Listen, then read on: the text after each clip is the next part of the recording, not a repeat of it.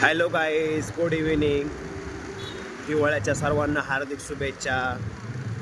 आता सर्वांनी थंडी कशी वाढत चाललेली आहे आणि थंडीमध्ये आपण टोपी असेल, स्वेटर असेल, जर्किंग असेल हे वापरलं पाहिजे, कारण थंडीची काळजी घेणं फार गरजेचं आहे.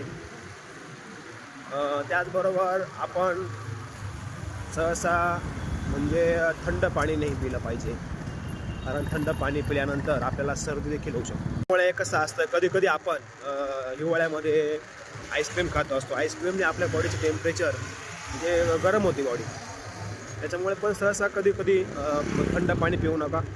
आईस्क्रीम सतत खातात, कारण बॉडी गरम राहण्यासाठी.